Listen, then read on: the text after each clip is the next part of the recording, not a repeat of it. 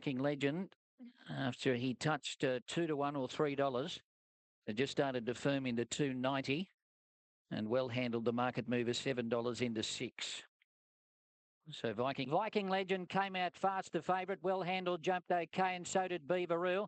Husterleafton's going forward from the outside alley. Bowman's decided to press on from the outside gate, and it's Husterleafton doing some work in the early part to come across and take up the running. So the top weight's in front from Beaveroo. He got a African Lion. Further back behind them, Romanus from Viking Legend, Smart Lady, Elucidation, and Mirasalo back last of all. Well handled, went through along the inside again, and there's nothing between it and St. Incosta as they run inside the 600.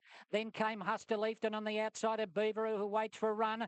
Further back, African Lion. Smart Lady starting to edge up 3 wide. Romanus back on the rail. Viking Legends found himself in a very awkward spot back near the inside. And then came Elucidation and Mirasalo. St. Incosta went up and headed well handled in the early part of the straight. Then Husterleafton. Viking Legends coming to the outside. He's starting to find some room now, but St. Incosta's the leader. Viking Legend starting to come after him. He's cutting the lead down. Viking Legend racing up to St. Incosta. Viking Legend hits the front and the first favourite's home. Beats St. Incosta. Smart Lady third. Force between Mirasalo and Beaveroo. And then Husterleafton followed by Elucidation. Well, Waterhouse and Blake Shin open up. George Main Stakes Day with a win in the Dulcify quality. Number 2, Viking Legend, punched out there by Blake Shin, takes out the first on Yellow Gum Farm. This horse was sold through the English Premier Yearling sale for $165,000 to Gay Waterhouse. Spring champion now, but the market for you, I just don't know. Now, that filly is not in the market, Love Me Like a Rock, because she'll have to come in as a late entry. So she's in the yard report. He's a magnificent looking horse, isn't he, Dean? And that is Denman, $1.40 on course for this winner of the Group 1. Golden Rose, he's having a good look around, but he is a beautiful horse. Short price favourite here for the Shandon Stand Fox Stakes. I'll take you through just the small field of 5 as far as the prices are concerned. $1.40 for Denman, $1.10 on the tote. He is the ruling smart horses, Show County, High Regard, Campaign Warrior, taking out the Stand Fox Stakes, the Group 2 over the way. In just a moment, they're off and racing.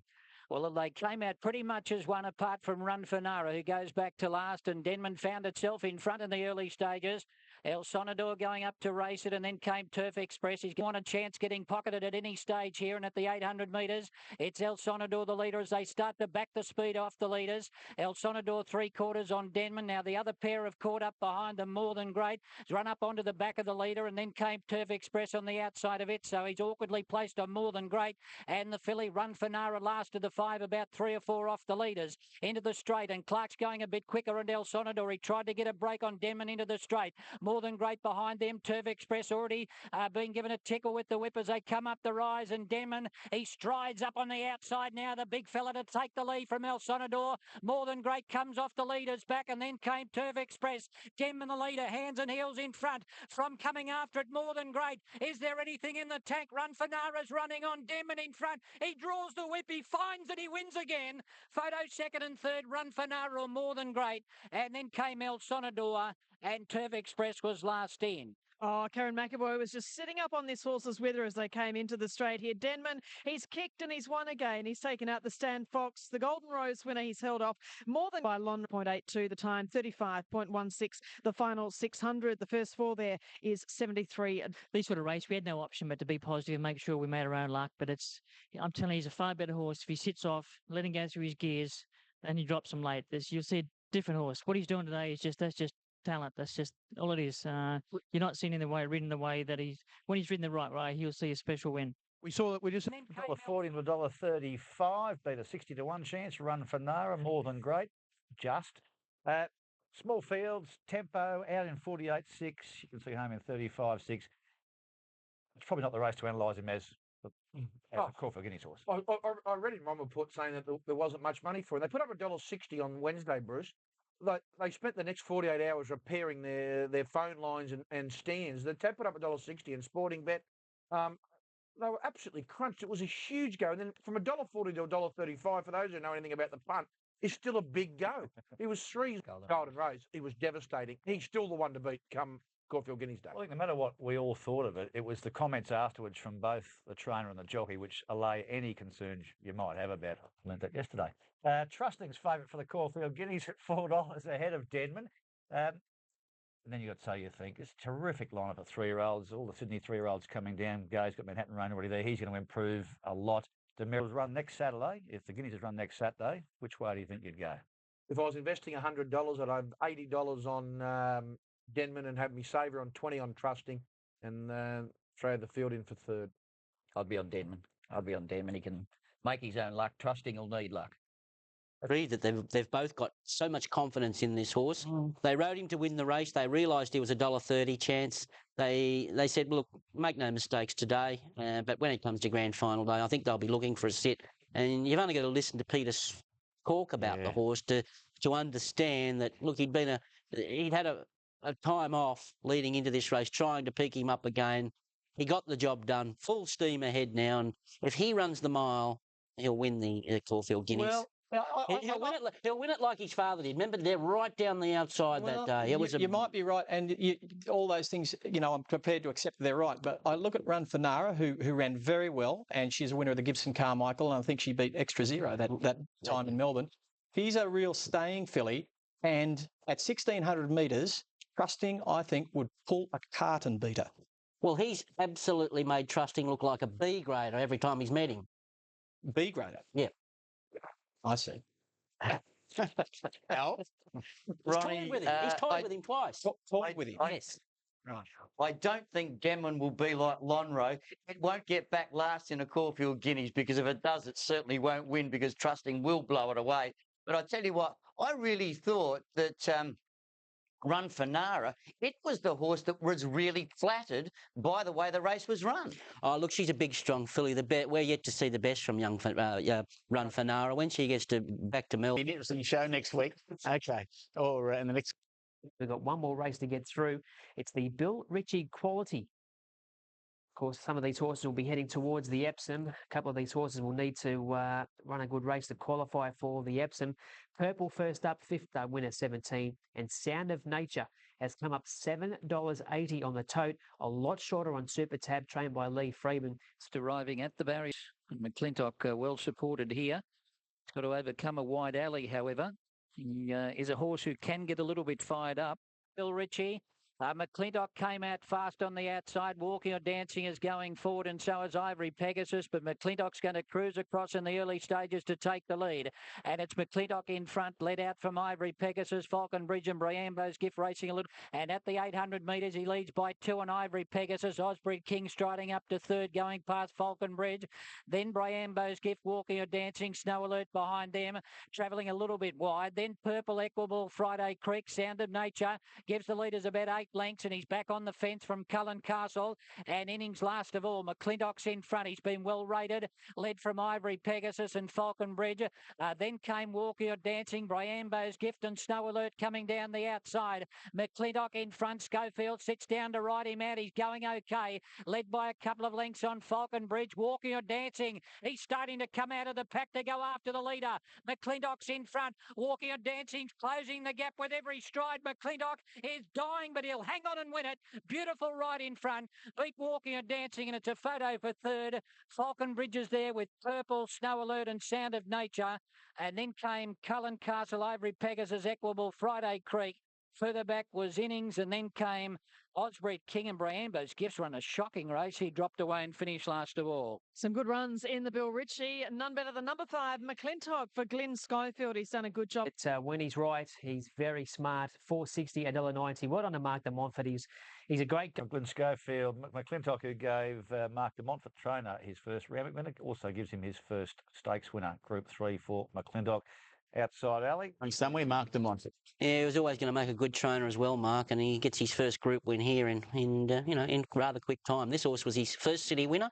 Now it's his first group winner. He's been a handful to train too, because he's a horse that used to jump and just have no race sense at all and charge. Yesterday, he found the right race where he could dictate terms, and he did switch him off there for the first time ever, Schofield. To my eye, I obviously just watching it. That's Vision and Power, $7.30. Racing to Win, $3.50.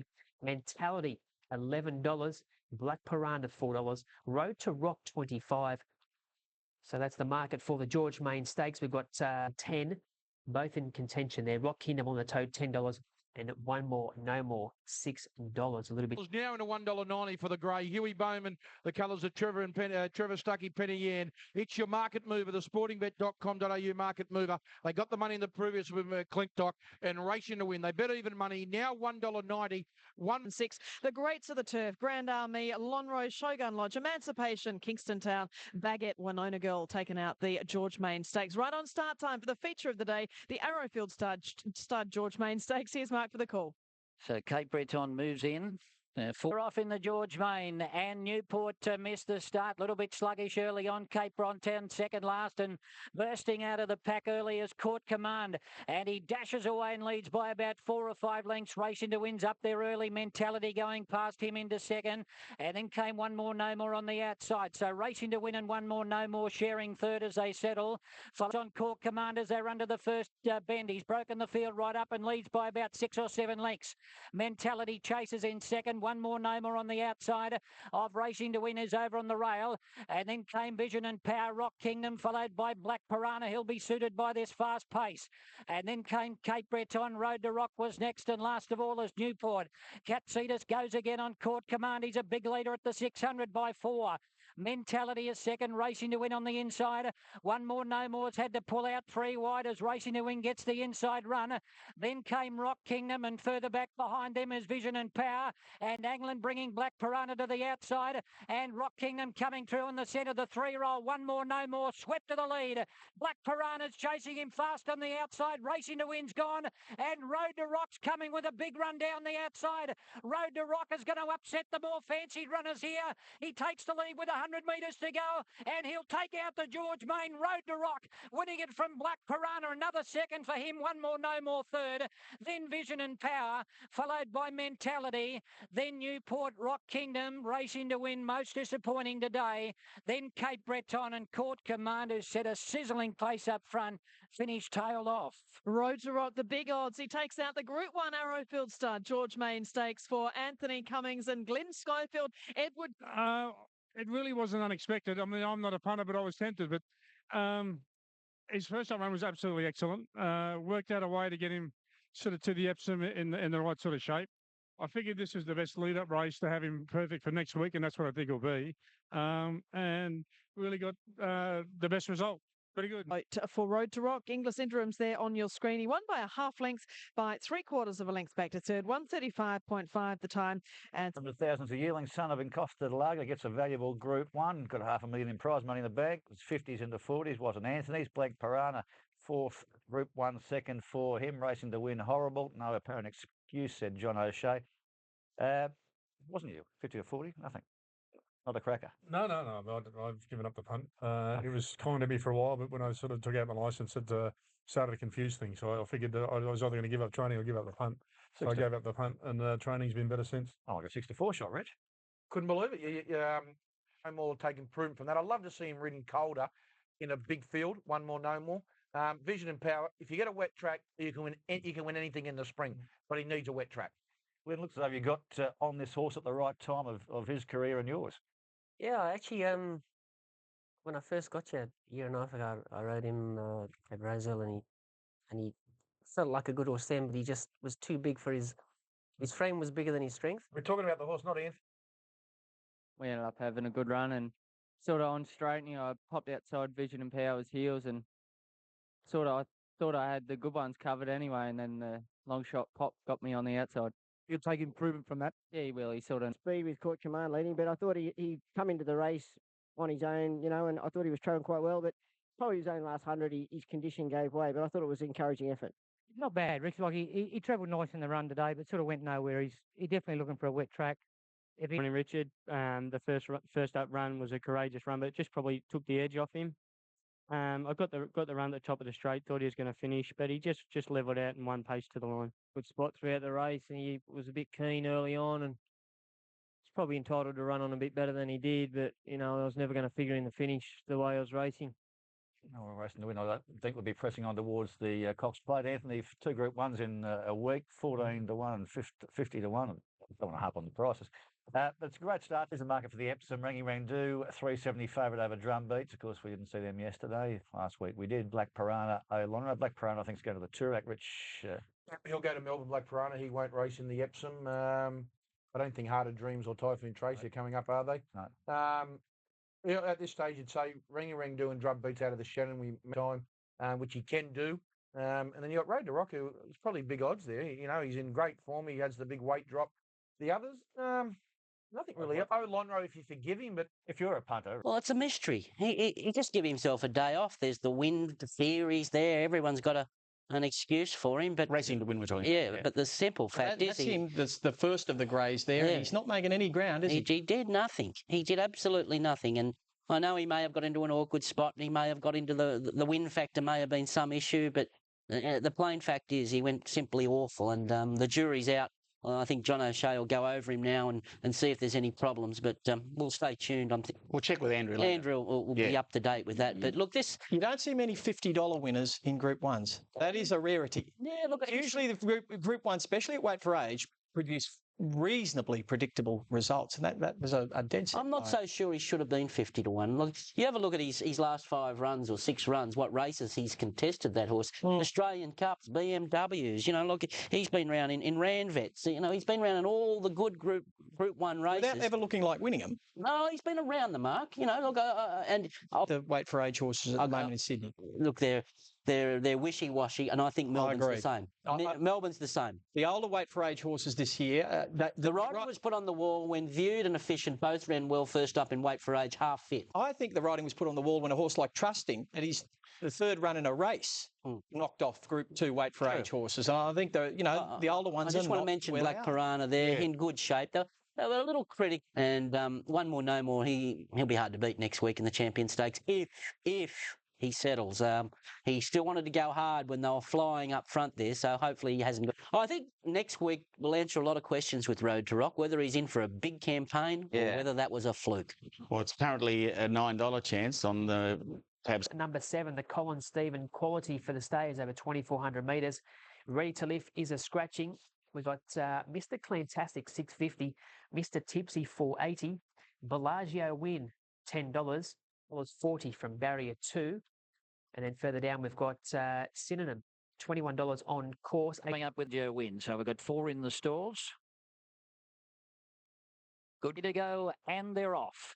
Bellagio Winners missed the start by a length of all, and he's going back to the tail of the field, and Mr. Clangtastic came out well and went to the lead from Voice Coach, and going through now, Bellagio Win starting to pick up ground. So after missing the start, he rushes through in the middle, but Mr. Clangtastic is the leader. He's won his last 4, and including the Wyong Cup, and he's trying to do it all the way again. It breaks away from the field to lead by 4 lengths on, go to the side of the track, where Mr. Clangtastic is really running them along. Craig Agnew's got the foot down, and around that bend he goes about 5 in front of Bellagio Win. Voice Coach on the inside of Kettle Drum. A couple of lengths to Absent Friends, and then came on the outside of it Courtney Osbred Rose. Further back, Synonym starting to be ridden along. So too Mr. Tipsy. Bowman gave him a hit with the whip at that point because he's spotting the leaders. A huge start. He's about to make his run. Then came further back behind them Indicator and 2 Towers last of all. Mr. Clangtastic still maintaining his break as they enter the straight. In the Colin Stephen, 5 on Bellagio Win. Coming away from the insiders, Voice Coach starting his run. Then came Courtney and Kettle Drum, and further back behind them next is Absent Friends. Mr. Clangtastic trying to break their hearts is still in front. He's a couple on Bellagio Win and Voice Coach. Then Kettle Drum, and further back behind them Courtney. Mr. Clangtastic's in front. He's still defying them with 100 to go. Bellagio Win along the insiders coming after him. Mr. Clangtastic is out on his feet, but he's going to get the money. Mr. Clangtastic all the way. Won it from Bellagio Win. A photo for third, possibly Indicator from Courtney. And then Kettle Drum, Voice Coach didn't come on. Followed further back by Osbred Rose. Then Absent Friend, 2 Towers, Mr. Tipsy and Synonym. He's a promising stayer, isn't he? Number 2, Mr. Clangtastic for Craig Agnew and Mark Connors. He's the other before deciding on a Metrop win. There was the query, of course, on him with this harder ground here today, but it hasn't bothered him in the slightest so far. Let's hope he pulls up. With 50 kilos, same weight as Bellagio Win in the Cups. Wet tracker who wins on dry ground, 5 in a row. Mark Connors done a great job with him, Rich, and he's just not so sure about running next week. Look, if it rains, he'll be there before they open the gates. I still think he can win no matter what. I think if he gets rain, if he gets a heavy track in a Caulfield Cup, I'm telling you, he could win a Caulfield Cup. Take nothing away from him yesterday. He was the best horse in the race by a long way yesterday. It was a great performance. Jimmy Cassidy just said he had us all off the bit 4 or 5 different times chasing. A wonderful training effort by Mark Connors, who's got this horse absolutely flying. And I thought it was Nellie's best career performance yesterday, but no, Chris's horses both went well. I think voice coach Chris he's come to. Lee Friedman does really with Speed Gifted. Might shorten up if he confirms a start, and if he doesn't, well, the market changes, Rich. Oh, most definitely if Speed Gifted comes, didn't he?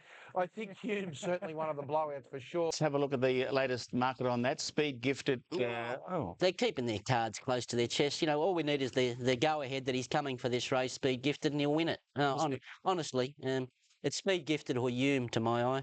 Okay, Mr. Set Vigor into 550. Now, Achievement of Triumph has tightened up. We'll see it shortly. It's arrived in Australia. Oliver booked to ride. Predatory Pricer, Caulfield Cup, Cox Plate. It'll be one or the other. Daffodil, of course, we saw win at the Stony Bridge last week. The Maldivian, geez, sitting pretty there at $15, isn't he? You know he's going to run. Here's the Cox Plate. Rich, where's Mark and I beautifully? We got 9 to 1 last week. 9,000 to 1,000. You can get $4.20 anywhere. Whoever got you at the moment. That's some. Oh, we got $9. That's sporting. We don't need to get 450. We got 9.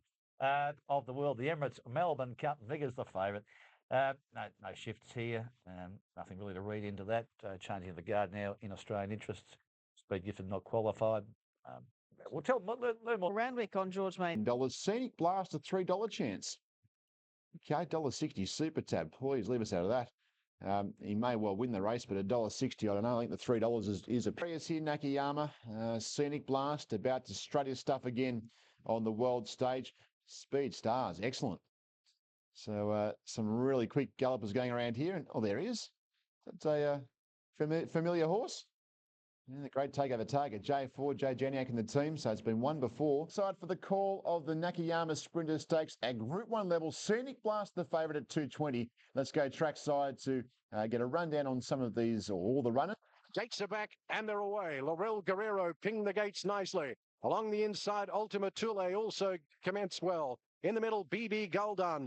Up there nicely is I'll Love Again. Where's Scenic Blast? About midfield at the moment. Ultima Thule takes the lead. On its outside, Angel. Outside at midfield is Scenic Blast. Then Apollo Dolce. Along the fence, Maruka Phoenix. Then Kanoya Zakura. A gap back to Soldier Song. And then comes Yamadin Imayer, and pilling out wide and running on at the moment is Premium Box. They get to the top of the straight, and it's Laurel Guerrero leading the way. On its outside, Urbanity, BB Gulbon there, and Ultima Thule. And here comes running on I'll Love Again. Where's Scenic Blast? Starting to run on now nicely. It's still Laurel Guerrero, taken on by BB Guldan. Laurel Guerrero, BB Guldan. Laurel Guerrero, Laurel BB Guldan. Laurel Guerrero, BB Guldan. They hit the line. Almost a dead heat. Late on the scene, Kanoya Zakura. Last Scenic Blast. Going across the line, not too far away, was I'll Love Again. Cut up a little bit, and as we heard earlier from Blake Shin, the horses you'd think will start to come down the outside. But the Roman Consul, the Inglis Insurance Brokers Roman Consul Stakes, only a small field, but some quality in it, Rich. Yeah, and look, and Cerintha, 3 good chances. All right, thanks. Let them go. They're off and racing. Favourite again, sluggish out of the stalls. Rosse back to last. And coming out very fast, Cerintha went to the lead. The outsider in the betting took over and led from Funtontes, who's going through along the inside to share second with Honest Truth. A couple of lengths to Shell Scrape, lobbing in behind them fourth. Going to a clear second, going away from Honest Truth. 3 lengths to Shell Scrape, and further back Sea Spur, and then came Rosse. He's giving the leaders a huge start coming at the turn, and Corey Brown already hard at work on him, and Shadow Assassin last of all. Cerintha's broken the field up and leads by 3 on Funtontes. Muntz looks pretty confident as they come up the rise. 3 to Honest Truth, and then showing Shell Scrape, and Rosse giving a smack with the whip coming down the outside. Funtontes in front, but not for long. Shell Scrape just went past it in a stride and raced away. No Rosse today, and Shell Scrape is racing away. He's an absolute mudlark, and he runs right up to his previous wet track runs and bolts in. Honest Truth got second, Shadow Assassin third, Rosse fourth, and then Funtontes, who got very tired from Sea Spur, and Cerintha, who set the speed, got very tired. and she finished last of all. The San Domenico winner returns to take out the Inglis Insurance Brokers Roman Consul Stakes for Blake Shin and Critical Lengths in the end, 4 1/4 by a long neck, 109.97 the time, 36.13 the final 600. Shell at the next race, race 4, the Craven Plate, the Group 3 coming up in around 10 minutes. And there's Nom de Jeu. Well, they've left his rug on here because they're pretty miserable conditions. What's happening with the market, Rich? Favourite is the former AJC Australian Derby winner, Nom de Jeu, $3.70. Full Monty's at $18. Bid spot of $4.60. Miss Marielle $5.50 out to $7.50. Music Review at $151 into 100s. Bid spot of $5 into $4.80 back to $5. Miss Marielle has been $5.50 out to $8. The next one down after that, Caroline, of course, was Music Review, which is with Pacino and Music Review as well. Gate spring back. They're off and racing in the Craven Plate. Absent Friends a little tardily out of the stalls. Coming out well was Miss Marielle, so too Bar. Emissary, and there's Cape d'Amour coming right across from one of the outside alleys, and it's going up to challenge for the lead. Nom de Jeu is going to settle fifth on the inside. The favourite, Common Objective outside it. 800, Cape d'Amour given a breather. Led now by 2 lengths on Bar and Miss Marielle. Nom de Jeu was next, about to come to the outside. Emissary's on its outer.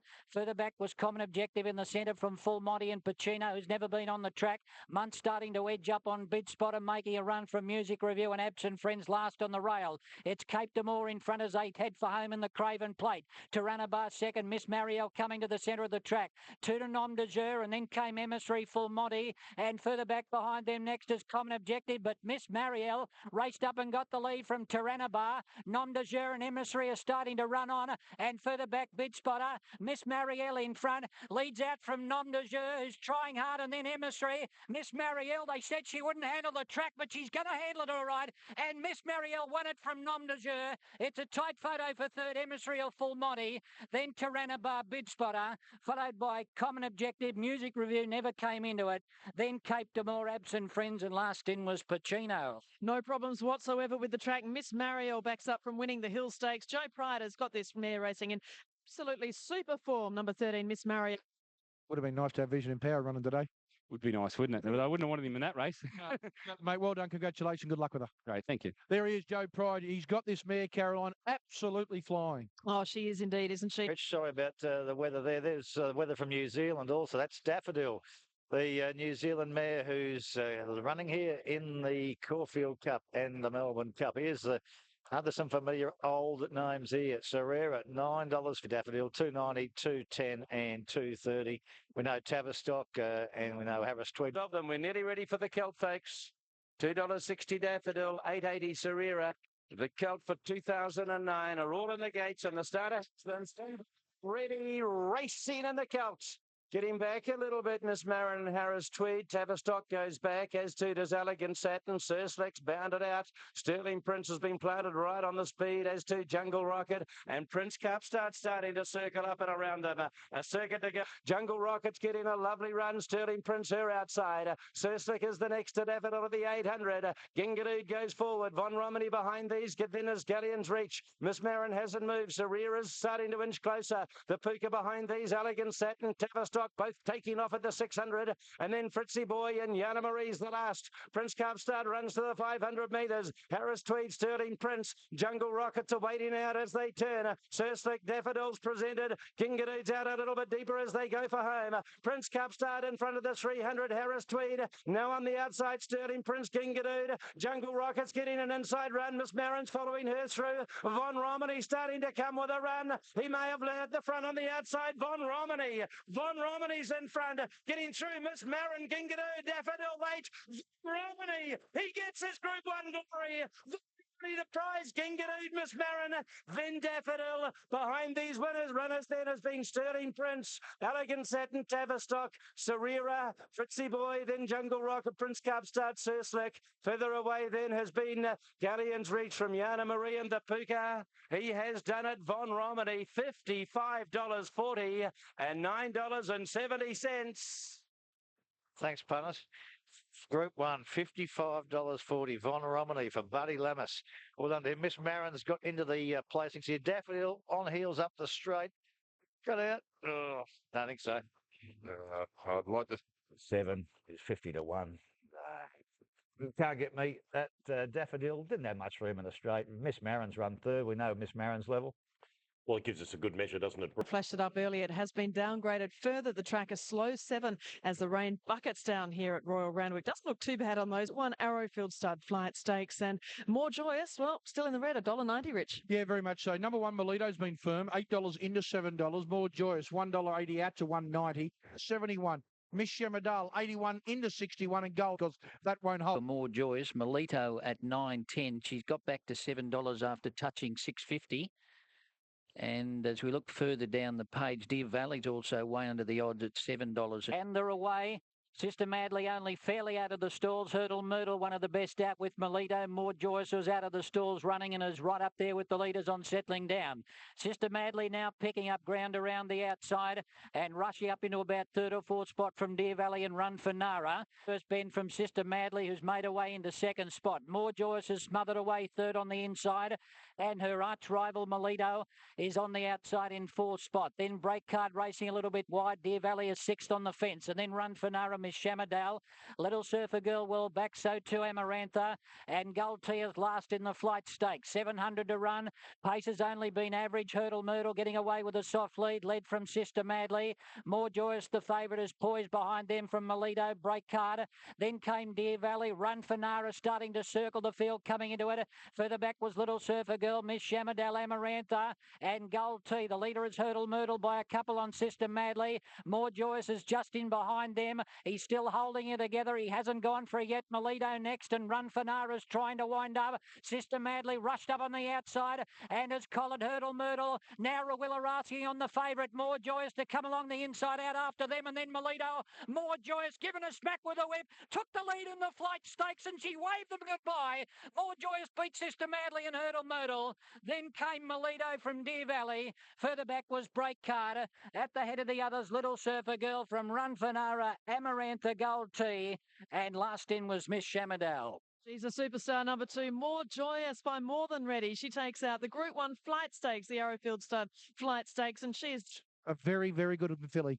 That's the understatement of the century. She's outstanding. She wasn't suited one iota by the conditions today, and she was slipping and sliding up the straight. Took a little time to really find her feet, but her class just took her away from the rest of them. Top class filly, and she'll go out for a little break now, and she'll come back and she'll blow them away, as I said, in the autumn and the spring.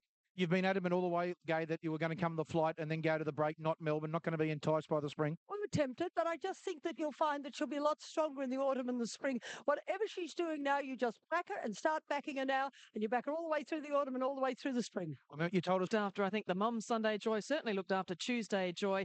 We lost Joie Denise recently, of course, who was up there at Vine. Further back was Break Card. Well, fourth career win for More Joyous, another Group 1 for her, but Sister Madley, don't know how Blake stayed aboard there about the 200-metre mark, blundered very badly, and in the stewards report, Blake said he felt he's travelling like a winner, but he wasn't. As you look at their head-on, it just dipsy-doodle there. But Nash, did you feel Blake on Sister Madley getting towards you? Yeah, well, look, I've sort of come from a length behind Sister Madley and Hurdle Myrtle, so I had obviously a very good view of both of them, and yeah, look, I was very confident right up until I probably went for it at the 150 and knew I had sort of a few lengths up my sleeve. So I felt I had him covered at every point of the race. How far do you think she'll get? Oh, I think she can get further. But, as far as just staying on top of a game for a long preparation at this point in time, I don't think she can cope. Yeah, she's very... The potential to sort of win whatever Gay sets her for. But she certainly should have finished closer. Have a look here in the yellow. She goes down front and back, and I think Ray Murray, he went out in the track and ordered about a semi-trailer full of sand to fill that hole. And anyway, unfortunately, that's the way it happened. Everything's okay. Should have finished. I still think More Joyous had a measure. Yeah. She's an outstanding filly. Look at her. There's nothing of her, and it's the right decision to probably look after her, because when she matures, she's the perfect type for a wet track. Yeah. No, little feet, little light thing. Although there was some doubt because she failed on the wet track in the Golden Slipper, but she might have been over the top. Well, she got through it beautifully there. What I want to see is one of these fillies go to Melbourne, because they're B-graders in Melbourne. Maybe Irish Lights stands out a little as far as the acceleration is concerned, but I would like to see either Sister Madley or even Hurdle Myrtle if any of these fillies do well. Melito could go to Melbourne. Any thoughts there, Corey? I'm not sure. I haven't spoken to Gerald, but I think she deserves a spot in there. Well, I think one Sydney filly should go there because looking at Anthony Cummings' filly yesterday in the Edward Manifold Pearl of the Sea or whatever thing, yeah, she might be. Hello, here we go. Here we go. All right. Spot there, but as I said, it is a heavy 8 for racing. It is safe for race. The Spring Champion Stakes, the English Spring Champion Stakes, the 3-year-old race. The Group 1 over the 2,000 metres. One more, no more. The favourite, Rich. Dominant $2.25. Viking Legend $6.50 out to 7. Huster Lifted 21. Gallus Monaco Consul at 41 to 51, and Love Me Like a Rock $8.50 out to $9 into 5. It is $5.80 on the tote. Waiting for Heracleon, Huster Spring Champion Stakes, Group 1. Stakes and one more, no more. Threw his head right up in the air at the start and he lost some ground drifting to midfield. Viking Legend was one of the best out, taken on by Heracleon. Gathering starting to pick up pace, and Bandar's up in the leading division as well as they sort themselves out. A couple of lengths to Definite Choice, followed by one more, no more, going back along the inside to 6, but once again he throws the head high in the air. Then Love Me Like a Rock, Huster Leafton mid. Well, this favourite's giving Chris Muntz a torrid ride in the first part of the race. He's thrown his head around about 5 or 6 times. He won't settle at all. And its stablemate Gathering took the lead and led by a couple of lengths on Bandar. Heracleon's in the box seat third, and then came Definite them down the high street side with a lead of a length on Bandar. Heracleon a similar distance away third. Definite Choice on the outside as fourth. One more, no more looks to have settled better now. He's fifth on the inside. Viking Legends right outside of it, and Love Me Like a Rock was next. Then came Monaco Consul and No Respite. Huster Leafton still a long way back. Beaveroo second last and getting his ears scrubbed off, and so is Southern Sky. They're coming inside the 600. The leader Gathering from Bandar. On the outside, Definite Choice. Down into the inside, Viking Legend, followed by Heracleon. One more, no more. Just got a little bit of a check at that point, and then came Monaco Consul, but Gathering is the leader. He's a couple of lengths in front as they top the rise from Definite Choice. Viking Legend starting to run on, and then came further back behind them Bandar. It's Gathering the leader inside the 200. He leads out from Viking Legend, who's coming after him, and then Definite Choice, and right along the inside is Monaco Consul. Monaco Consul, the Kiwi, at any old price. He was about 80 to 1, but he's hit the lead, and in the slog to the line in the Champion Stakes, he wins it from Gathering and Viking Legend. Definite Choice was next. Then Love Me Like a Rock. One more, no more. Wouldn't settle in the early stages, and he's run pleated out up the straight. Then No Respite. Further back behind them next, we had a Huster Leafton from Bandar, Southern Sky, and Beaveroo, and Heracleon has pulled up a distant last. Unbelievable. Michael Moroney, the winning trainer, a little bit of a surprise? Paul told me he'd win, but we were a bit worried about the ground, actually. Even though he had won and dared to sow in New Zealand, we're pretty worried about the ground. But Paul really thought that probably he's the best horse we've had since Excellence, so looks as if he might be right. Paul does a good.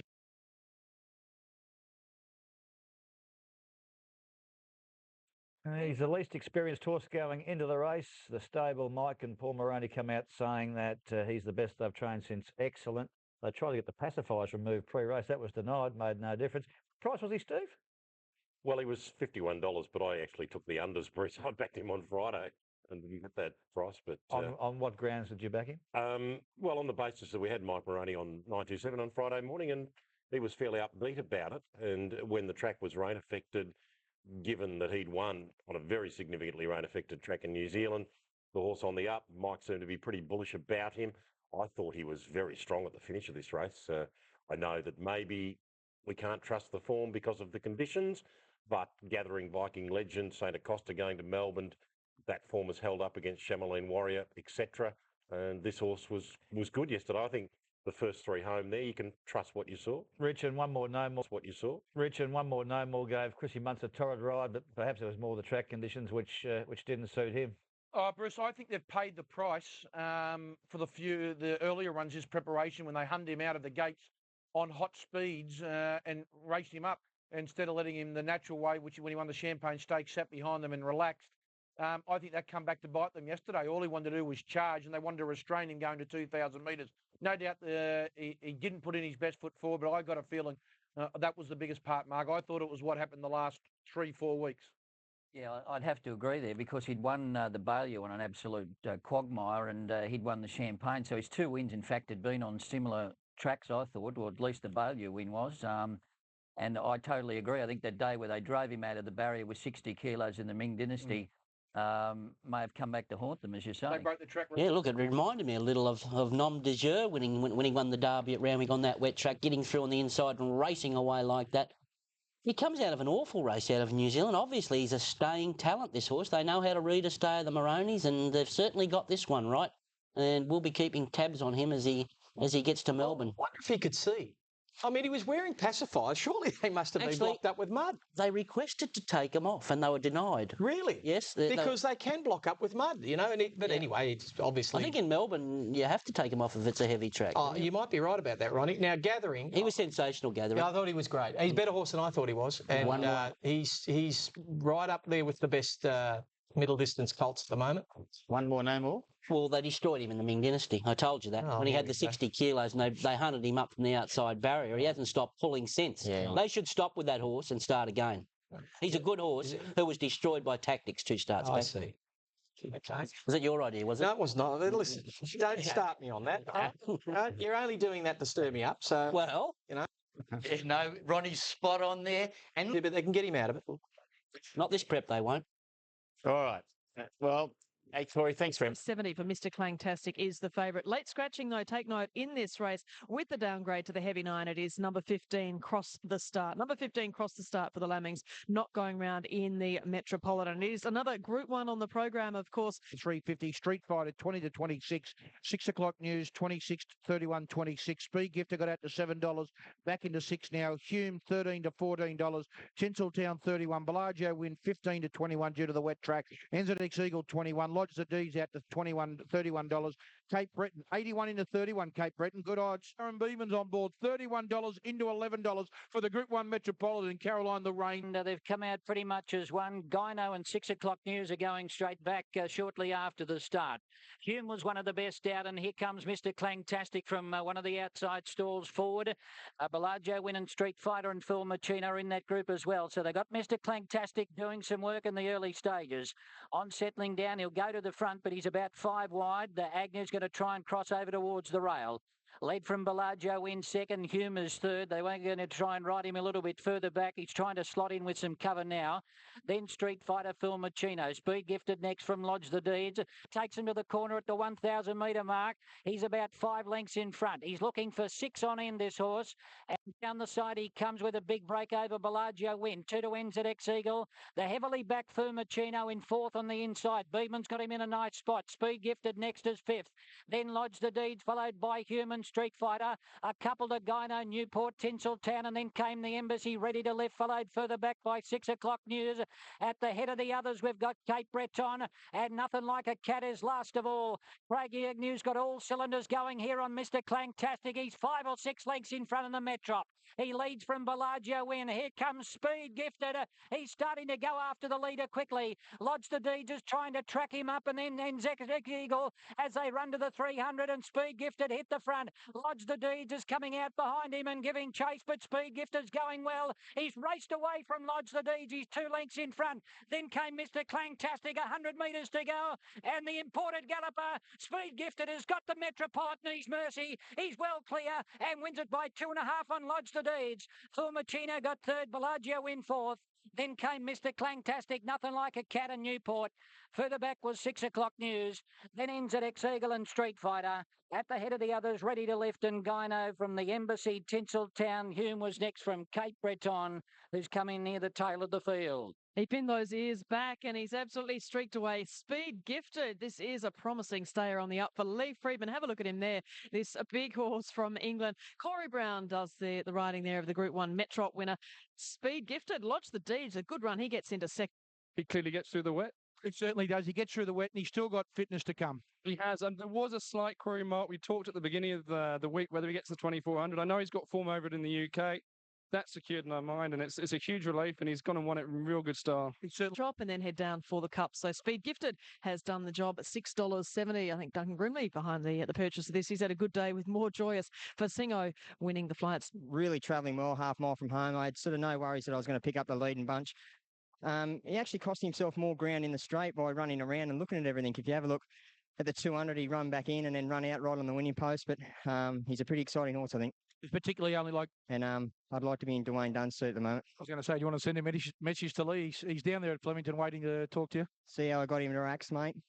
Well done, mate. Cheers. There he is, Corey Brown, putting his hand up for the ride during the match 4 on speed. Gifted now aims to do what Torquay and Railings have done, go from the Metrop to win the Caulfield Cup, and arguably Richie Calendar, that win was more impressive than both of those previous we've just mentioned. Obviously, Bruce, I think he's showing he handles all services, but I've got a feeling he's a duck. A lot of the Europeans love the sting out of the track. This bloke obviously relishes it. He was impressive yesterday. Corey Brown was just full of praise following the win. The race was a fair dinkum mile and a half, which is always is when you've got a horse like Mr. Clangtastic in it. Lodged the deeds. He's just, if he hadn't had injuries throughout his career, I hate to think what he could have been. Full Machino was honest. He loves the wet track. Even the horse that my wife's in, Bellagio Win, he's run 4th in a Group 1 on a track that he doesn't like. So the winner, he's the one to follow. And if there's a wet track come, maybe Melbourne Cup, I'd say, rather than a Caulfield Cup, although I think he's a great chance in both. If it's a wet thing in the race, but when the rain came, we were uncertain as to how he would act on that ground. His form in Europe had been poor on soft ground, but today he had this race won a long way out and probably could have won by further. Yeah, and he looked a bit sort of lost once he got to the front there, didn't he? Corey said that. He said he was looking all around the place like a green 2-year-old the last bit. Yeah. Okay, well, you have to form on wet ground, but the horse was the win was emphatic, and he'd probably give him a bit of a penalty. Corey Brown, stable rider for Lee. They parted ways, and suddenly he ends up back on a Group 1 winner for him. He'll get the 2 kilos, surely, Steve. The measure of the performance. Speaking to Greg Carpenter, off the record, so to speak, yesterday, that gives him virtually a guaranteed spot in the field. I would have thought so, Bruce. That was emphatic. I think you believe what you see. It was the best race run anywhere in Australia yesterday because it was the only race just about anywhere that was a genuine test and run at a legitimate tempo. And given this horse's background, he would have absolutely relished that. But his turn of foot was fantastic. And Lee, privately, I said, what did you really make of that? And he just looked at me with that little grin he gets and said, excitingly good. I think he'll go. Slowly got rolling and my horse got comfortable, but I reckon about 1,000 metres out, I was very confident. He looks the perfect ride. He jumps, which is unusual for a European horse. He can take a position, he settles, and he can sprint. That's his probably big bonus, Ronnie. He sprints, especially under yesterday's conditions. Sort of heavy track. His turn of foot was unreal from the top of the straight onwards. He was really never going to get beat. Racing a funny game, isn't it?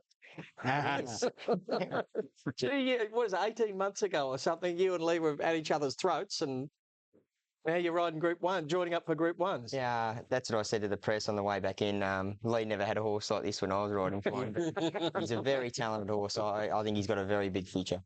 Well, you gave him a perfect ride there. I know Lee had reservations whether he was 100% fit to run 2,400 metres. Obviously, took him forever to make up his mind. The poor old punter sitting on the fence waiting to get on. He had reservations, and this was more than a 2,400 metre race under those conditions and the way the race was run. Definitely under the conditions. Geez, he got a gawk there. He gawked all the way, Ronnie. He even down to the start, he gawked at the obviously the tents and the TV and stuff like that. Obviously, first time to Randwick, but even in the run, like he's really looking around and not concentrating on what he's doing. So the win was probably better than it looked. Do you think he's more of a Caulfield Cup or a Melbourne Cup type of horse? Myself, I'd say Melbourne Cup. Yeah, he's looking right. And handles all conditions, as we know now. And like I said, his big plus is the turn of foot that he's got at the end of the race. Yeah.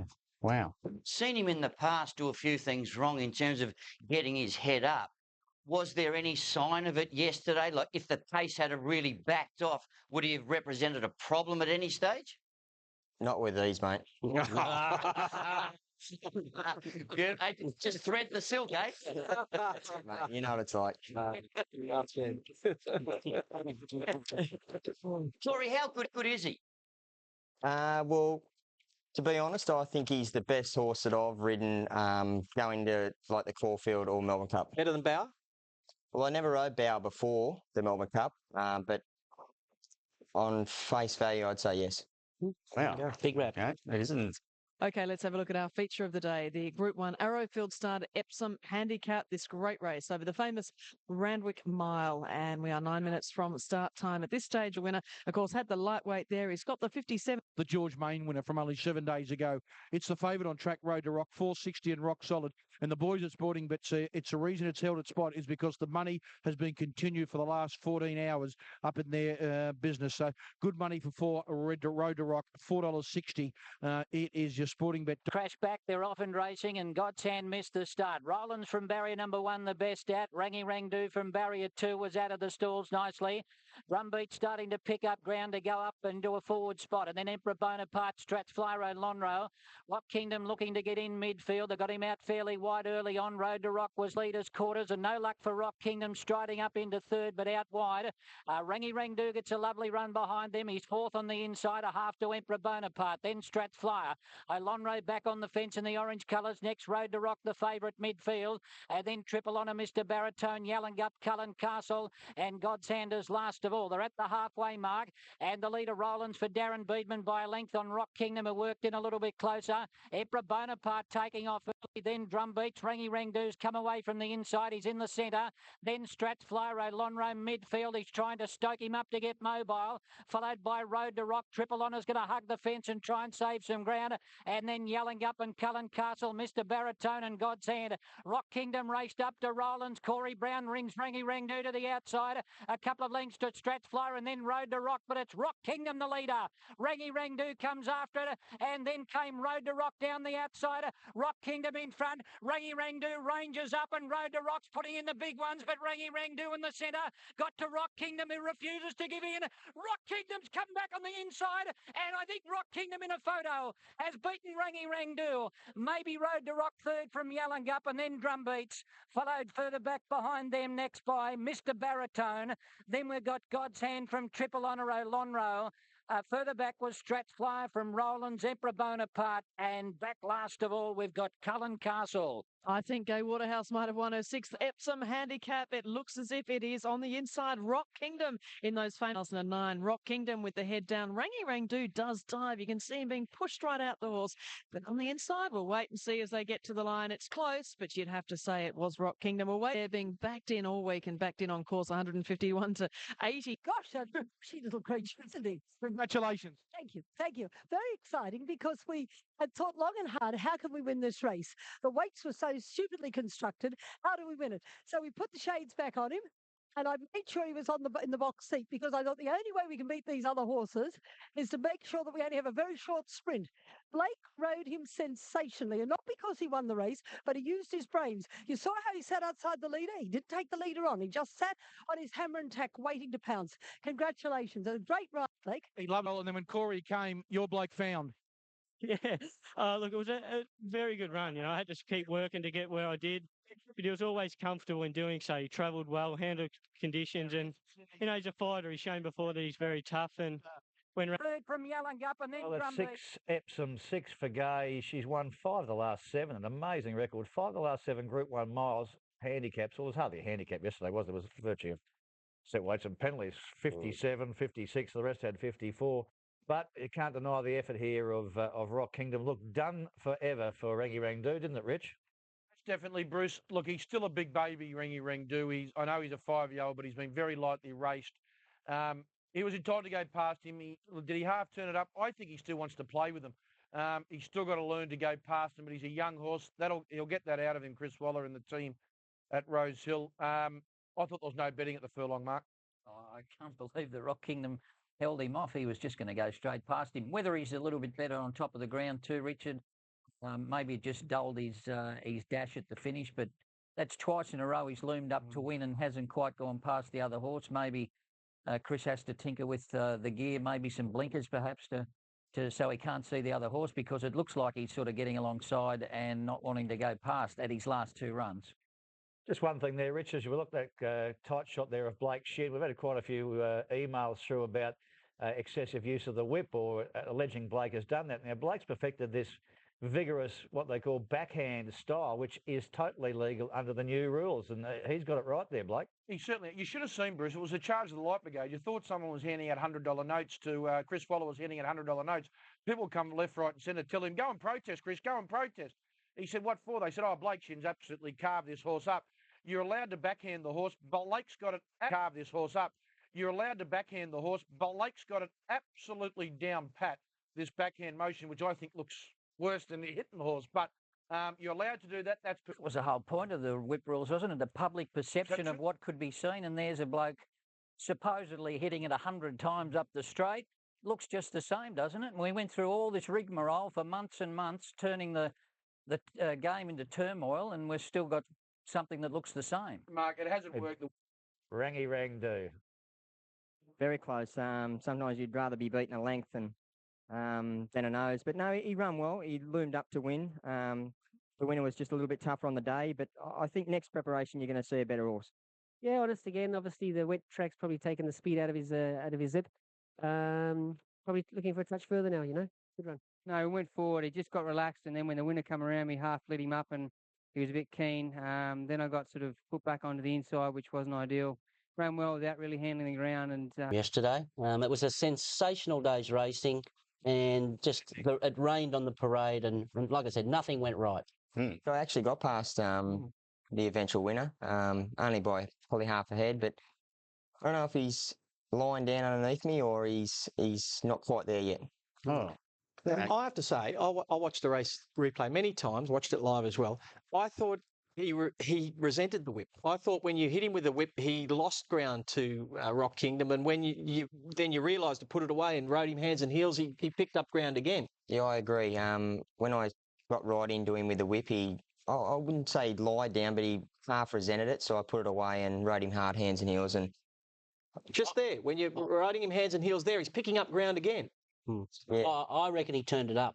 I honestly think he turned it up. He had this horse cold, Rock Kingdom, in my opinion, and he did his little thing there of wanting to duck in, even with the bubble cheeker on, and he's not flattening out and attacking the line like a good horse like he is should.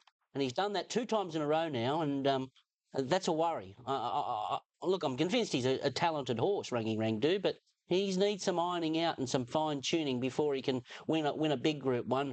And he's as tough as teak, this winner, Rock Kingdom. I don't know how he turned an 8 lengths defeat around from road to rock last time, but look, if anyone can do it, Gay can do it. And it was a good, tough performance from the winner. Obviously, the wet track helped him a little bit. There's a little bit of controversy about the win too. I've got an email here. This one from Paul said, hi, betting on today's Epsom, I placed my hard-earned on Rangy Rangdu, which was beaten on the line by Rock Kingdom. After watching the replay countless times, I counted Rock Kingdom being hit with a whip 33 times in the last 200 metres. I don't think he was hit once. I don't think he was hit once properly. Well, forehand. Well, Corey might know. He was next to him. Yeah, no, that's one thing that Blake Shin's got down pat. He's mastered this backhand whip action, and it looks as though he's hitting it forehand, but he's not. He's actually hitting it backhand. So he's mastered this craft that I can't actually do. He's got it down pat. It's a little bit half and half too, isn't it? He's got the whip sort of, it's sort of backhand, but it looks forehand. Yeah, he's probably got it in between his fingers, which we actually hold the reins, or most jockeys hold the reins. So you've got probably a powerful grip on it, but he's definitely mastered it. Program the Sydney City Lexus Shorts over 1,100 metres. It is a Group 2, and as far as the market is concerned, Richie, we'll have a look at what's happening on course with 2 stakes races left here. The police made the AJC close the gates only because everyone was inside, and then $9. Gold Trail $8.59 back to $8.50. $12 for Killer 50. Fritz's Princess $6.50 and solid. Teasing 7 out to $7.50 back to 7 black. And Gold Trail out wide began well. So did Keen Commander. Belonged to many, not all that far away. Seeking attention, scooting through to the inside to be in a forward spot. Then came Posadas, Flushing Meadows. In behind them next is Just Cruising. Further back was Mount Verde. 7th Rock got a slight check at that point, and then came Killaton beaten for speed. Teasing starting to go up along the inside, and further back Fritz's Princess and 2 or 3 lengths to Sniper's Bullet. Keen Commander, the noted Mudlark, took the lead away from from Black Prince as they run up towards the bend. Seeking Attention going up on the rail. Belong to Many's on the outside, about 4 and 5 wide, and even deeper Gold Trail.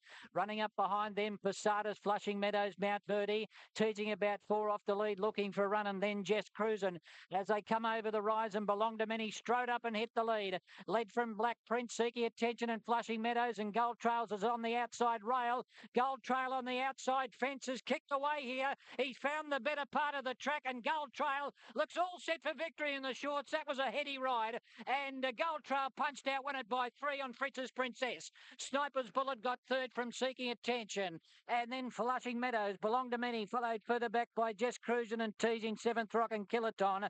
Keen Commander got tired, so did Posadas, Mount Verde, and Black Prince has finished at the tail of the field. Good tactics, Nashra Willer and Gary Portelli. Gold Trail, we've seen winners come down the out. This horse went to the outside rail. God bless it, Caroline. That's just made this day a little bit more enjoyable. Fritz's Princess second and close for third. And I think it's Sniper's Bullet. What an eye catcher, Sniper's Bullet to run third, Caroline. But, he's won easy, hasn't he, Gold Trail? I've seen the Mortons, the owners of the horse, they're in town. And then Flushing. Well, the track had been downgraded to a heavy 9 by this stage of the day. Looked like a dead 4 on the outside fence. Nash, you said you went up the inside on Triple Honor. No, and that didn't work for you, so I thought, well, I'll just get to the outside fence here on Gold Trail. Yeah, that's right, Bruce. I mean, Gary was quite concerned about the conditions before the race, and yeah, look, I mean, you don't sort of. I never even mentioned to him that this might be the case sort of before the race or anything, but you sort of got, it's a bit of a feel thing. You try and ride the race that pans out, but after trotting to the barriers and sort of getting a real decent look at the outside fence, I was pretty confident that was the way to go. I mean, Third, just some news on Hot Danish from its gate today will be ridden back. So that's an interesting change of tactics for Hot Danish today in the 460 at $6 tickets. 687 down the page there, and down to number 9 Weasley. Rick or Lacey and Green Child at 9 to 1. That's the precedence thanks to Best Bets. And how can we find a precedent for Sigma? It costs $1.1 million. Has come up this preparation with off and racing at the 1400 metres.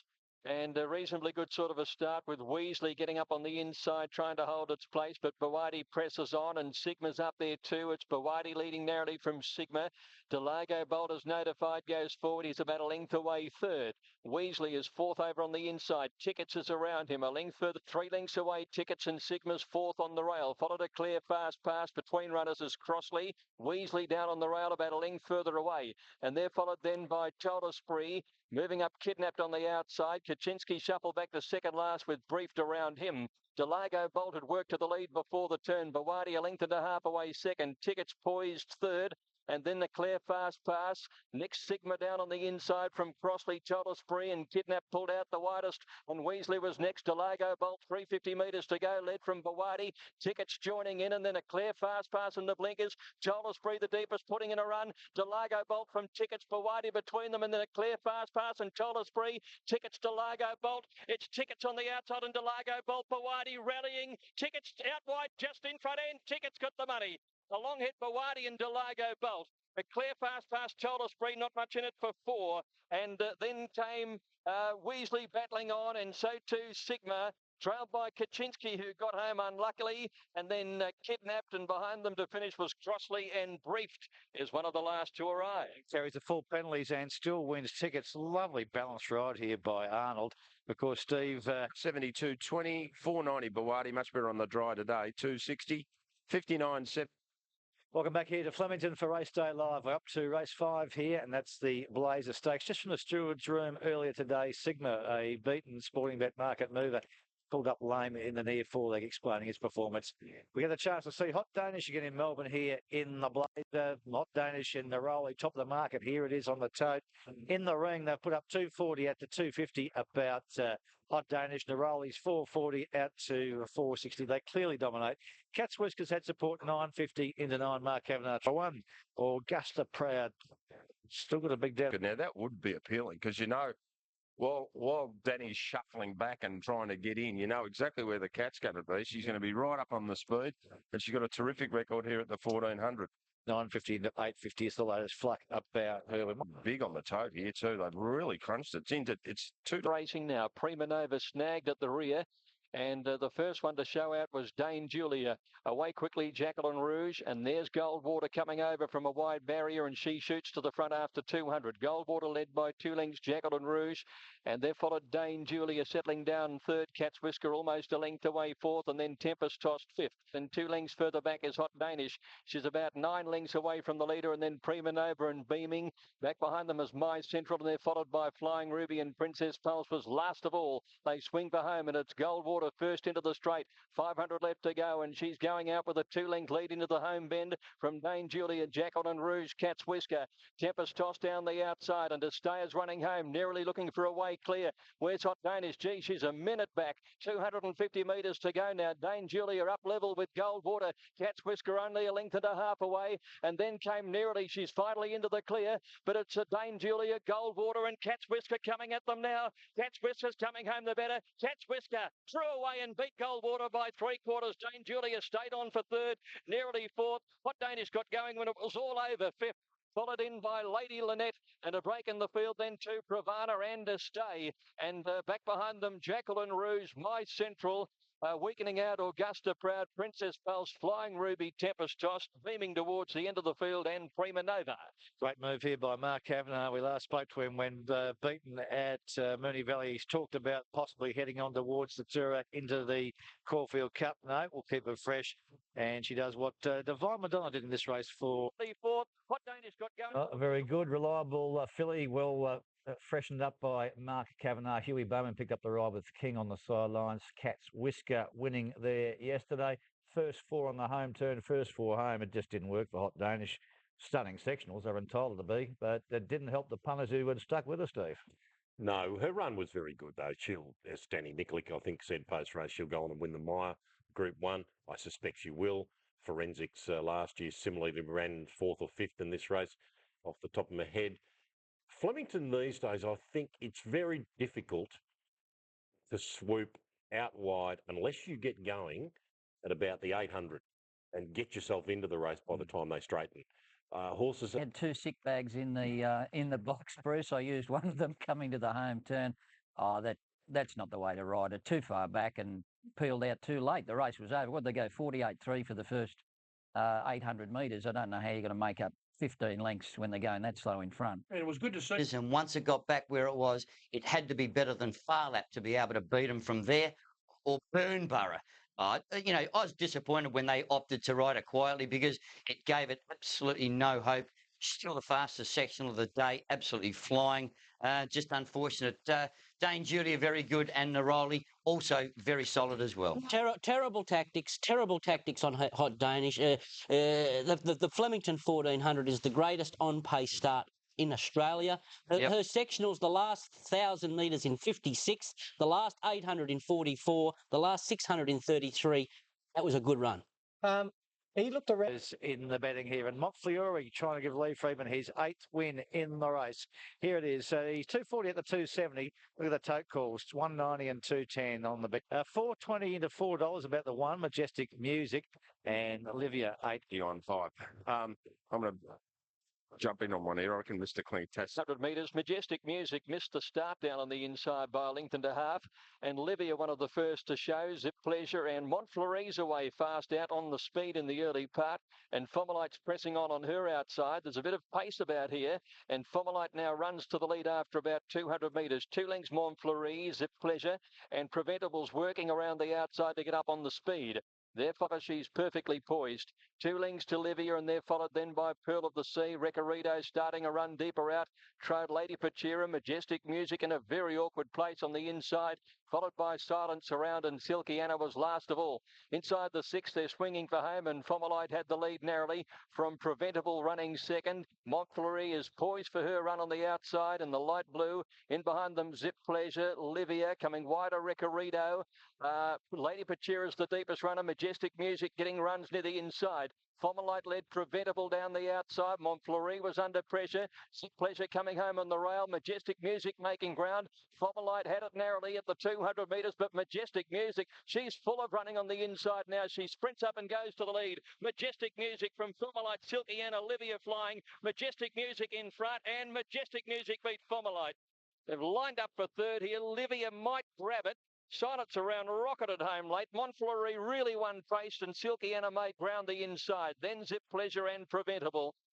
Pearl of the Sea and Recorito and Lady Pachira, one of the last home. Well, big win here by Majestic Music from the back. Not well served at the start, in an awkward position. Claire had to wait for luck. Runs came, but she got to be good enough to take those runs, and she was bringing this Adelaide form to town. A good turnaround here in London. 370 and 160 for Majestic Music. 480 Fomalite. 240 Silence Around. Good here, Steve. Well, really well here, as I should say. First and third, and great ride here by Claire Lindop. It's amazing. We talk about the roundabouts of racing. They lost Rebel Raider. They've got a very serious contender here in Majestic Music. No doubt, and of course we saw Miss With Attitude go to Moonee Valley, run so well behind Carrara. We know that Morphettville Guinea's form is very good, and he's a freak, Leon McDonald, isn't he? I just think Group 2, Group 1 strike rate per numbers in the stable over the years, and I think Leon McDonald would be right up there. Okay, there's the markets on your screen, and there's Miss With Attitude, $8 equal favourite for the Oaks. Majestic Music, $9. Right, second, Silence Around third.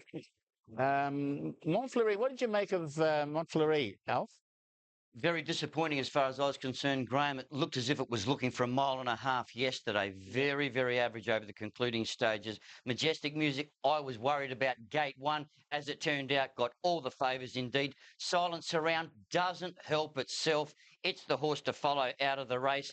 And outside of that, Livia didn't go too bad. I'm going to contradict Al there. I don't think she was disappointing over the last little bits of the race. I thought she actually kicked up. She wants the Oaks tomorrow. Getting home, but you're right. She got left flat-footed at the top of the straight there. The leaders ran 3 lengths ahead of her as soon as they straightened up. And Have a look at them. Have a look at the bunch. That scares me. That spooks me. Second level. I've no doubt about that at the moment. These are the second level fillies. Yeah. We're going to get a chance to see a little bit more after Carrara runs in the Guineas, because we've got that other filly of Leon McDonald's, Miss With Attitude, that ran in the stakes. She's looking all right, isn't she? She's looking all right. Yes, very much so. And field for the Group 1.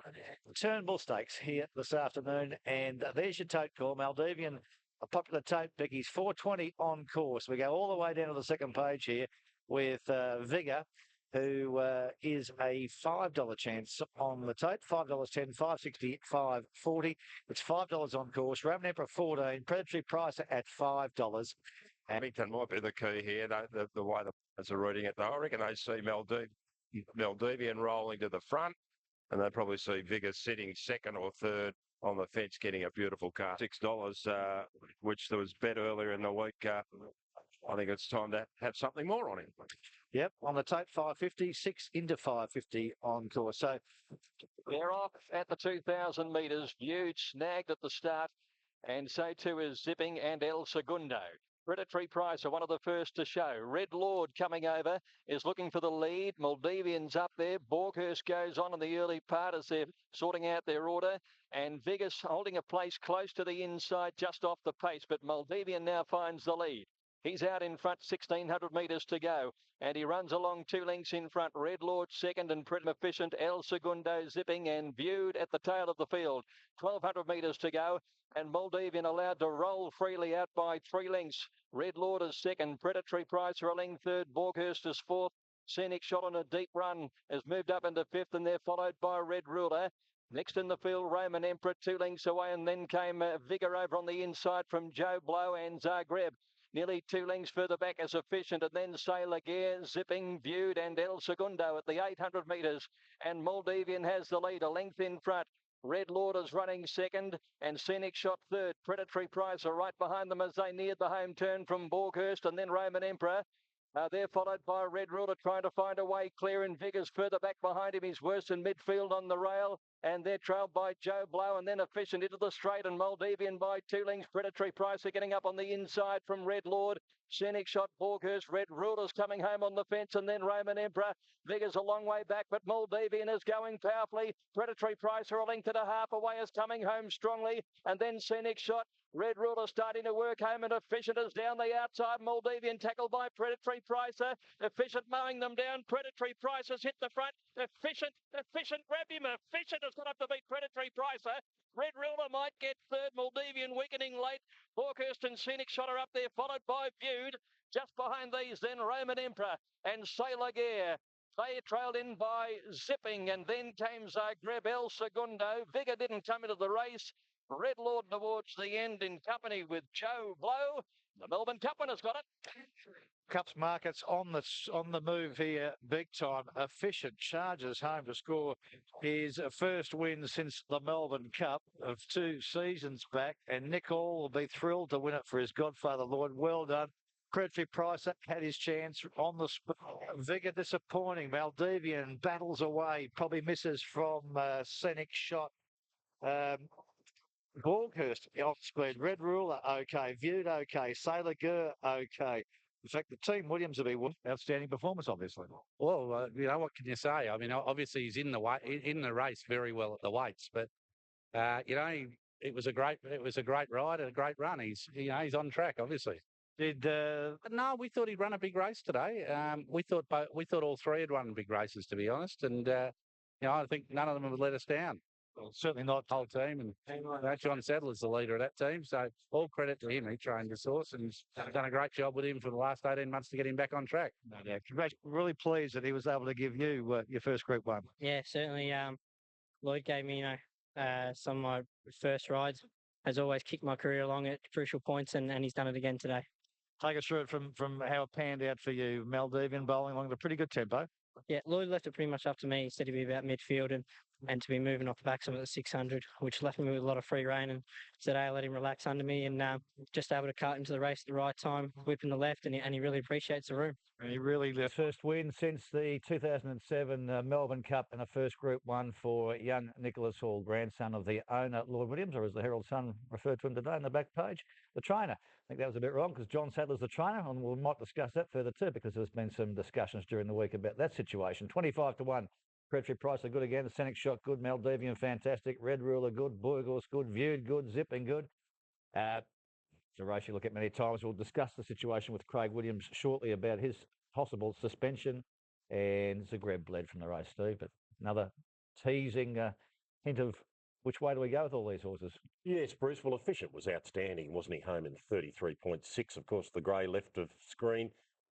Given that the race was otherwise dominated by those who tracked reasonably handily, they didn't go particularly quick, won 2.5 for the first 1,000 and skipped home in 59.1. So Efficient was absolutely outstanding. Produced 3 absolutely memorable wins at Flemington, hasn't he? The Derby, the Cup, of course, and now this. Just get on Borghurst in the Cox Plate. The Cox Plate for Borghurst. Cox Plate, yep. Last year, Maldivian ran 6th in the Turnbull, won the Cox Plate. Year before, El Segundo ran 6th in this race, won the Cox Plate. So Borghurst is your horse.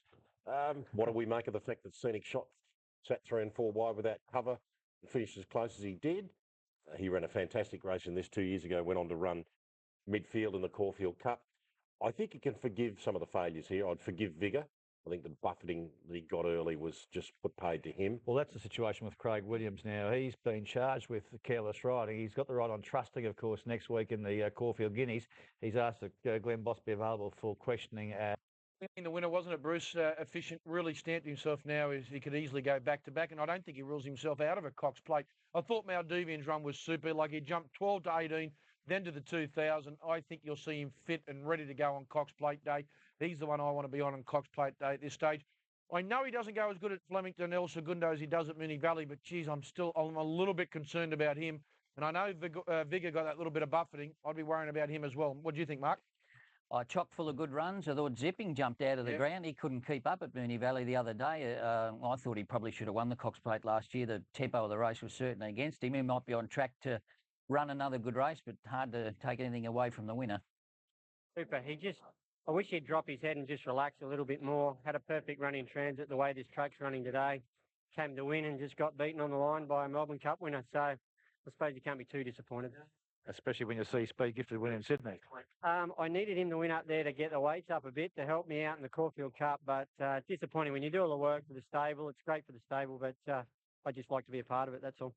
You know, he did have a tough run, but that's him. He likes to be stuck out there, sort of facing the breeze. How he won his races in Brisbane, so not really where I wanted to be, but he did it tough and he battled it out really good, mate. I don't think he's lost anything. Yeah, he's brilliant. At least I can't go away, so I was dirty on my ride. but he's racing like a 1.5-mile horse now. He really doesn't seem to suit his run style, and he's very gallant to the finishing post. He's going really well, Bruce. He's on target to be hard to beat in the Caulfield Cup. Was suggested maybe it's just sort of lost his attention. It was a very good run. He did indeed. He ran right over his skin. He ended up with a lovely run in transit. It's got a bit tight near the line, but probably never really levelled right out. But good run for the Caulfield Cup if he gets in. Look, it surprised me sort of maybe after going forward the other day, he just tugged a little bit. He built into his work good and held a good rate late without sort of steaming. Yeah, I said to Colin, I think it comes down to he doesn't race well around the corner here at Flemington. Had a nice run back in the field following the winner. Travelled well coming into the straight, but yeah, just didn't show that turn of foot that he shows at Moonee Valley. A lot of people wanted to be in the box seat, and something had to give, and I was getting quite a bit of pressure, and I eventually got squeezed out of it. Yeah, if you're worried what all that noise was during those. Well, and I would argue the second best run in the race outside efficient was the defending cup champ, Viewed. His run was terrific as well. Third, Alf? Graham, all of a sudden, he's back on track for another tilt at a Melbourne Cup, and what a win it was. He deserved it, he earned it, and we've praised Nicholas Hall on this program on numerous occasions. Predatory Pricer, thought was very good. Whether he gets any further, I'm just not quite sure. I reckon the 2000 just sort of sees him out. Scenic Shot, good. Maldivian, I was disappointed in Craig. He's been charged for careless riding. There's just no need for it to happen this time of the carnival, as far as I'm concerned. He's moved in far too quick in the early stages of the race, and he's caused quite a bit of interference. Vigor got sat up on the running rail earlier on, and that probably put paid to him, for another tilt at a Melbourne Cup. Terrific race. Even Roman Emperor wasn't that far away over the concluding stages. Terrific race, terrific win. I think you explained that young Hall pretty well there, Alf. Controlled aggression, that's what I like about him as well. And I love the two ex-Melbourne Cup winners there. I look, the winner efficient, he's right on target and Viewed. I think they're the two. I really think they're the two, along with Speed Gifted. I think Maldivian, that for the Cups, yes. Oh, yes. But Maldivian, though, I think he's right on track for a Cox Plate. Yep, I do, don't you? Look, I think he's going okay. Flemington's not his track, I agree with that. When he gets back to the Valley, it'll be a different horse. Mark Kavanagh said... Changes to the Caulfield Cup, Cox Plate and Melbourne Cup markets for Sporting Bet Australia. Here are their changes. Look at these. Speed Gifted, 15, now favourite, 5.25. Predatory Pricer, solid 9.8. Vigor, easy yesterday. Lost favouritism out to 9. Daffodil, we'll get to it later in the program. Light Vision firms up. Ditto, we'll get to it later in the program. Big move for Borger, 61 into 19. Right, reply shortly. Cooper got you firmed without doing anything yesterday. Maldivian, 10 into 8. El Segundo eased. I don't think we'll just worry about him at Moonee Valley. You won't see him till Cox Plate Day. Predatory Price, well, he's going Caulfield Cup. Efficient, big move, confirmed that he will go to the Cox Plate. Rangy Rangdu, and of course Efficient, the big mover in the Melbourne Cup. He's now the favourite with Sporting Bet, $12 in the 750. Speed Gifted, not guaranteed to run yet, but he's on track. He's into $8. Viewed firms up. Because these straight races, very hard to pick them up. Hortensia is a $5 second favourite behind Eagle Falls at $4.80.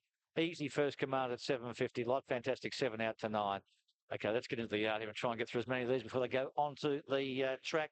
Starting with All Silent, who Graham Beck's been talking up as a straight performer here. Down, drawn out, that's a plus.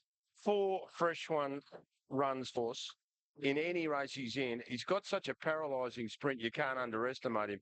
Look at this, now at a 460, so that's where the serious action is here in the last minute for her.